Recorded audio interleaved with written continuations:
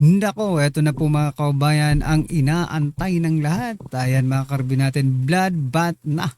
VP Sara Lawyer Attorney Narvasa ang galing tinadtad sa hearing si Kapunan. Witness, ebidensya, sablay na. Yan po ang ating alamin mga kaubayan sa video ito. Pero bago po natin simulan yan, palike naman po ng video ito. Malaking tulong po yan. Maraming salamat po. At eto nga mga kaubayan, bago po natin i-play yung video, eto, pasadahan po muna natin itong mga nagte-trending na balita dito po sa social media. At eto nga mga kabayan, no? Si Auntie Claire, ayaw talaga magpapigil ni Auntie Claire. Gusto pang gawing uto-uto si BP Sara. O eto po kasing balita mga kabayan. Sabi po dito ni Auntie Claire, BP Sara must take a witness stand if she's innocent. Ayan, sabi po ni Auntie Claire ng Palasyo. Pero teka lang, mga kababayan, bago po natin papuntahin si BP Sara. Actually, pumunta naman si BP Sara pero hindi para umattend, no? Kinumusta lang, parang nang-aasar pa si BP Sara kasi binisita niya yung kanyang mga lawyer, di ba? Pero teka lang, Auntie Claire, nasa batas ba? Sabi nga po ng clerk, no, ng impeachment court, BP Sara is not obliged, no? Hindi po obligado si BP Sara na umattend dyan sa hearing, sa impeachment na hearing na yan mga kaubayan. Anong gusto mong gawin? Claire, no? Hindi porket hindi a-attend ang isang tao ay guilty na ito. Ganyan ba ang itinuro sa inyo sa pag-aaral mo ng abogasya? Di ba Claire? I think hindi naman po ganun mga kaubayan, no? Magbabase pa rin po tayo sa ebidensya. Based on evidence ang pagdedesisyon ng impeachment court na yan mga kaubayan ng mga senator judges. Okay? Sabi po ni Maria, si BBM should also take her political test. Correct. Di ba? Kung i-insist ninyo na si BP Sara ay mag-attend ng impeachment hearing, i-insist din ng taong bayan na si BBM dapat din pong magpa-hair follicle test. Diba? Para fair naman. Bulok, no need if your obedience are purely for optics. Correct. The prosecution must prove its case. BP Sara Duterte doesn't have to prove she's innocent. Correct. By taking the witness stand, kayo dapat na prosecution, no? Ang mag-prove, no, na may kasalanan si BP Sara. Bakit kailangan niyang i-prove na siya, inosente, di ba? Kaya mag-prove na guilty siya. Whether she testify is her legal right and her lawyer's decision, not Malacanang. Correct? Bakit kayo ang magdi-decision para kay BP Sara? Ano to? Mga kaubayan na diktador na ba? Anyway, eto pa po mga kaubayan, pasadahan din po natin to. Kasi bago mo Claire sabihang umatin si BP Sara, pagsabihan nyo muna yung mga tauhan nyo dyan sa Senado. Kasi mukhang bumabaliktad na eh. Tingnan nyo itong si Risa Hontiveros mga kaubayan. Diba? Yan Kala nga. Sabi po kasi dito ni Risa Hontiveros mga karibin natin, Hontiveros asked the prosecution, ito po ang tinanong niya, Counsel, none of these statements are proof that the Vice President actually contracted an assassin or hired one. Why are these acts impeachable? Ayan na, nagkagulo agad mga kaubayan. Nagkagulo na. Nataranta na yung mga nayupak ng mga prosecution. Na prosecutor ng House of Representative. Diba? Bakit? Mismong mismong kasamahan nila, sa Risa Hontiveros mga kaubayan. Question kung bakit, ito ba ay impeachable offense mga kaubayan? Parang si Risa Hontiveros ay nagdududa na. Kung ito ba talaga ay ka-impeach mga kaubayan? Si BP Sara ba talaga ay deserving ma-impeach dahil sa sinabi niya? Yan ito po ang naging komento ng ating mga kaubayan patungkol dyan. Sabi po dito ni Raul, just a reverse psychology At the end of the day, their judgment will be a conviction for the BP. Pero anyway, at least, kung ganun man ang maging desisyon niya sa buhay niya, at least sinabi niya ito at narinig ng taong bayan, di ba? Na talaga, yung pagbabanta di umano ni BP Sara ay wala. It's not impeachable, di ba? Okay? Sabi po ni Jaira, sige lang Risa, laruin mo kami. Gusto namin yan. Ayan, laruin mo naman kami, Risa Monteveros. I'm not convicted. Baka mag-yes ka pa rin sa huli. Ayan mag-yes yan. Actually, hindi siya bumaliktad. Tagilid lang talaga siya. Kaya need ng next step sa sayawan. Ayan mga kabayan. Anyway, ano pong masasabi dyan kay Risa Hontiveros? Just comment down below mga kabayan. At eto pa, hindi lang si Risa Hontiveros, kundi eto pa mga kabayan. Yung witness po nila. Teka lang i-share na, ano natin to, palakihin natin. Yung witness po nila mga kabayan, mukhang nagbabasa ng script pa. Ayan, no? Sabi po dito mga kabayan ni John Mark Kalilong. Ayan mga kabayan, no? Ito po si John Mark Kalilong. Ayan. Sabi po dito, maaari ko bang tingnan ang aking mga notes upang matukoy ang eksaktong pahayag? Dahil baka makapagsabi ako ng isang bagay na hindi naman bahagi ng aktwal na pahayag. Ayan mga kabayan. O magbabasa daw muna siya ng kanyang script. Baka mamaya magamit sa kanya yung mga kanyang sasabihin ng mga pagsisinungaling. Yan, tatanong lang po tayo mga kabayan. Ano sa tingin niyo mga kabayan? Pasado ba sa inyo yung mga script na binabasa ng ng witness na ito? Galing po ito kay Matibag mga kabayan. Ito po isang NBI agent, no, na si John Mark Kalilong, galing po kay Matibag, no. Aray ko po, baka sa susunod si Buying na ang maupo diyan. Si Buying na ang mag-witness. Aray. Kasi nakalagay sa witness sa list nila, di ba? Si Buying nandun din. Sabi po dito ni Sermon, script yun be. Ayan hindi notes. Ayan. Nako po, scripted. Sabi ni Mavic. Sabi naman ni Michelle, tropa pala to ni Risa. Oo nga, yung mga index card nila. Sabi ni Ron, baka magkamali ako sa aking script na ibinigay ng writer. Ganun dapat ang sinabi mo. Sabi naman po ni Jen, sabi na kasi, kabisaduhin. Ayan, next reporter na bukas ka ulit. Ano ang masasabi niyo dyan mga kabayan sa pagbabasa ng script ng ilan sa mga witness ng prosecution? Ayan mga kabayan. At eto pa, bago po natin i-play yung ating main video. Eto, si Attorney Amando Ligutan, nagtataka nga siya ngayon kung bakit siya nagtitrending mga kabayan. No? Nagtitrending ka sir dahil sa yung katangahan. Ayan mga kabayan. Duruin mo, sabi niya po dito mga kabayan. Photocopy now is considered an original. Aray ko po. Ano naman ganun sir, baka yung mga kabataan natin ay nakikinig. Diba? Baka magpasa sila sa school ng mga requirements, photocopy na nga ipakita nila. At ipakita lang yung statement mo. Sabi po kasi ni Attorney Amando Ligutan na ito na ang bagong bagong original ay photocopy na. Hindi po pwede yun mga kabayan. Marami pong umalma na mga attorney, no?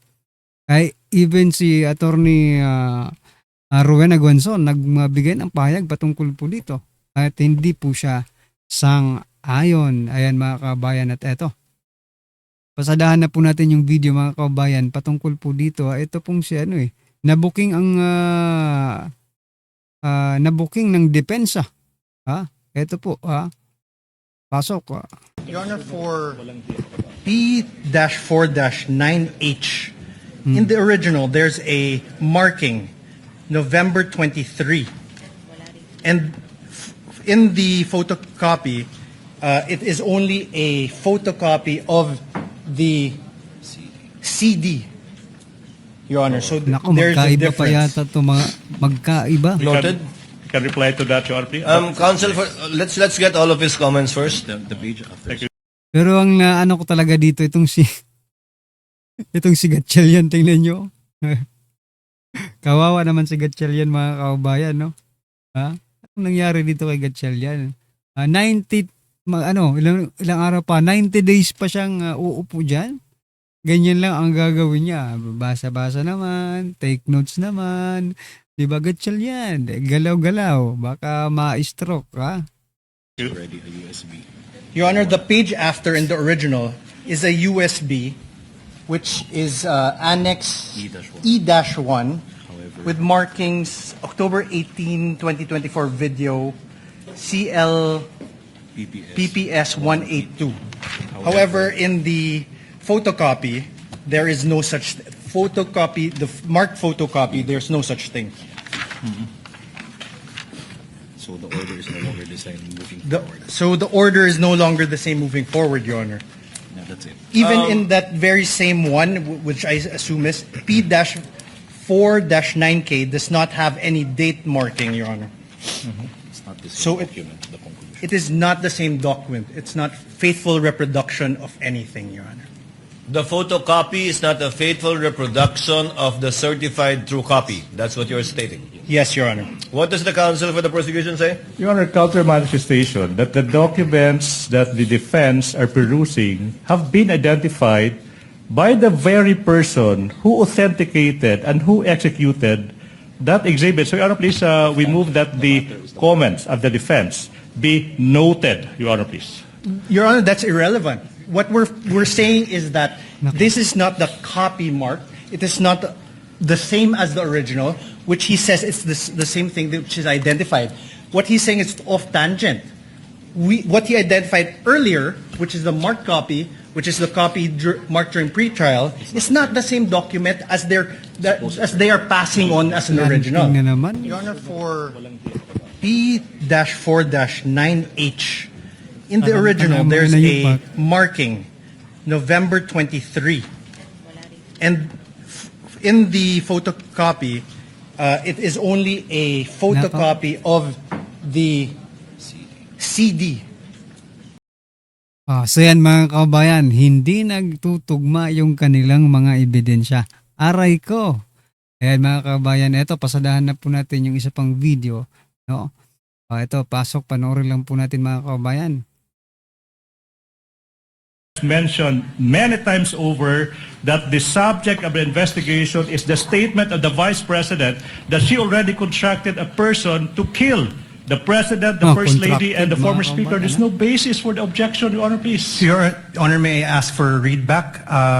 He was the only party who said that, Your Honor, not Kindly the... use the third party in referring to opposing counsel. Yes, Your Honor. If I may, Your Honor. May I ask, Your Honor, for a... Let the counsel for defense finish his statement. Iyak May I na. ask, Your Honor, for a reading of the transcript, as the witness, to my recollection, never mentioned that the Vice President did those things. All right. If I may, Your Honor, please. Counsel, kindly lay the basis. Yes, Your Honor, please. Now, Mr. Grabe, ang galing ng mga defense team ni VP Sara, no? Witness, you said that your office, the NBI, conducted an investigation for a statement made by the Vice President noong Nobyembre 23 taong 2024. Naalala mo yun?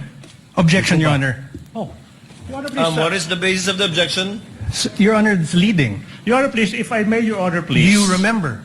Leading, Your Honor. If I may, Your Honor, please, I'm just giving in to what the defense wants. The record will bear me out. This witness mentioned so many times over that he investigated the statement of the Vice President uttering that she already contracted a person. The whole nation is listening. The chair will Your make Honor, a ruling. so many words leading. The chair will make a ruling. The objection is overruled. Earlier, chair noted, I have it in my notes, that the question was propounded by counsel with respect to the 11/23/24 incident that was the subject matter of a digital forensic examination by the witness pertaining to the former Vice President. That was the instance, if the counsel will recall, that counsel for the prosecutors asked the witness if he knew who the Vice President was.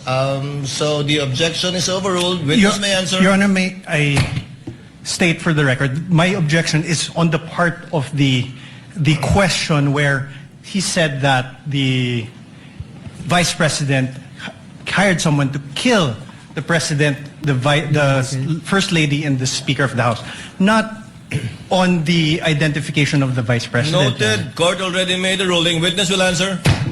Mr. Witness, naalala mo ba yung tanong? Can you repeat the question, Okay, sir? now. Kindly repeat the question, counsel. In what particular portion of the subject video in that online media conference of the Vice President did she utter that she already constructed a person to kill the President, the First Lady, the former Speaker? In what portion? Objection, Your Honor.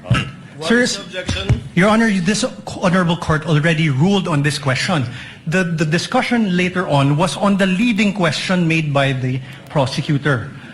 If you recall, Your Honor, this honorable court said, prosecutor, please lay the foundation, the basis for your question. Your Honor, please, if I may can respond.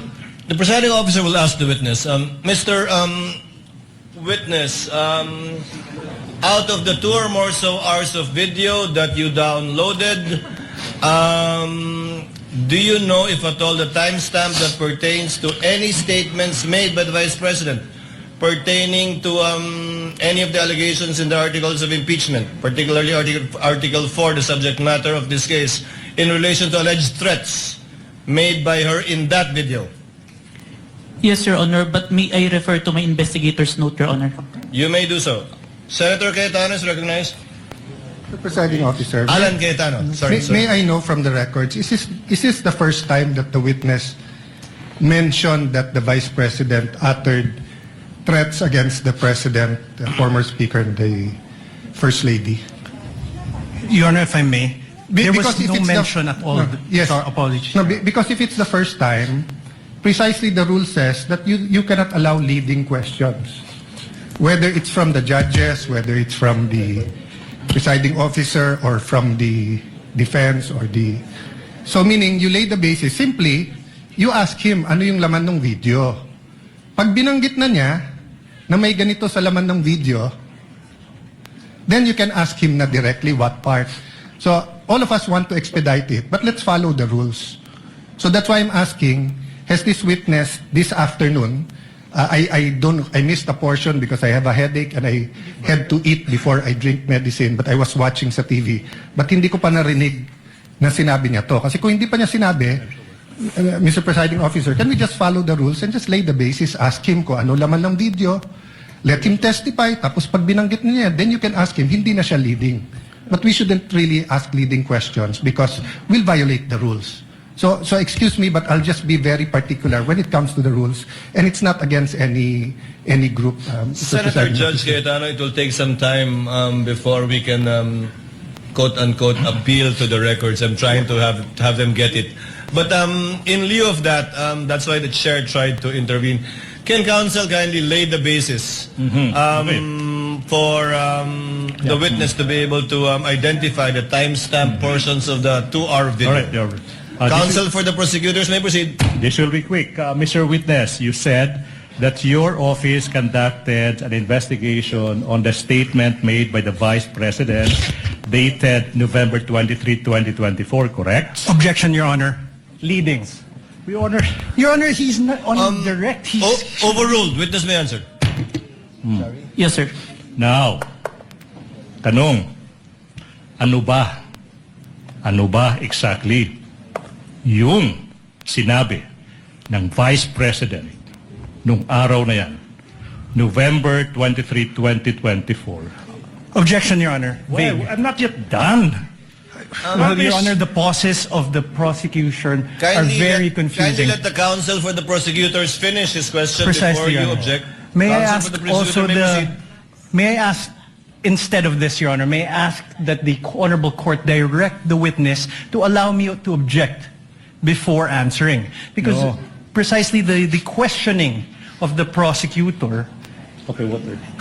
is there are many pauses, which it's confusing if he's done or not. Counsel, witness even on occasion forgot what the question was because he did not respond to the question of the prosecutor. Yes, Your Honor. So I just Court will make sure of that. Thank you, Your Honor. So kindly finish your question. Yes, if you want so- to state it again, counsel for the prosecutors. Maybe it's the tone. No? I'll be quick.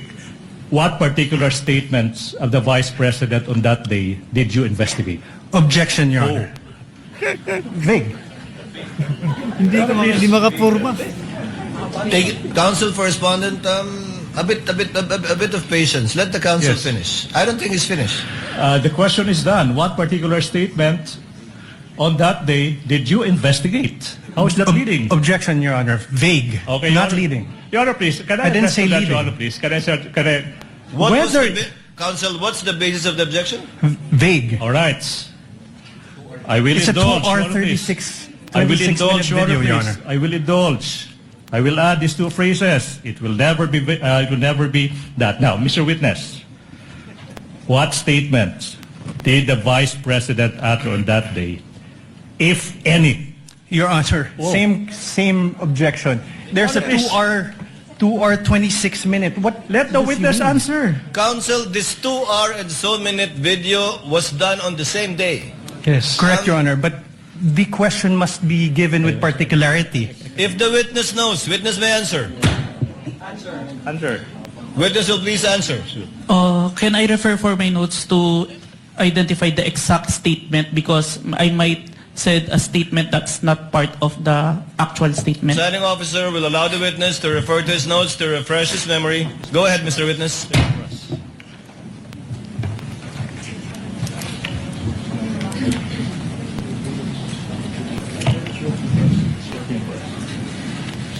The specific statement, quote and quote, yes, huwag kang mag-alala ma'am sa security ko kasi may kinausap na ako na tao. Sinabi ko sa kanya, kapag pinatay ako, patayin mo si BBM, si Lisa Araneta at si Martin Romualdez. No joke, no joke. Nagbilin na ako ma'am. Pag namatay ako, sabi ko, huwag kang tumigil hanggat di mo sila mapatay. Hanggat di mo sila mapatay sila. And then he said yes. Please proceed, counsel. Thank you. Now, in what particular portion of that video recording that you authenticated of that online media briefing on November 23, 2024, did the Vice President utter those words? If I may, sir, I think we should include the question first. It start at 1 hour and 15 minutes to 1 hour 17 minutes and 18 seconds, sir. Your Honor, so the witness manifested as an answer to the question in what portion he said, timestamps 1 hour 15 minutes 0 second to 1 hour. So, ayan mga kaubayan, no? So, eto na, naguguluhan na tayo dito, no? Ang gulo pala pag ganito. Pero isa lang naman ang naintindihan ko dito, mga kaubayan, no? Kung talagang meron pong kinontak na tao si BP Sara, no? Bakit hindi nila yun, ano? Dalhin dyan. Di ba? Kung alam nila, di ba? Kung may alam sila patungkol po doon sa tao. Kasi sabi ni Matibag, may intelligence na daw sila, di ba, ng mga nakaraan. May intelligence na sila kung sino daw yung taong yon. Now, my point is, kung talagang meron, dali nyo dyan. Para yun yung mag-testify dyan, mga kabayan. Hindi na humaba yung mga inanyupak na yan. Diba? Anyway, ano po ang masasabi nyo dyan, mga karabin natin? Just comment down below at syempre huwag pong kalimutang i-like ang video ito. Malaking tulong po yan. Maraming salamat po.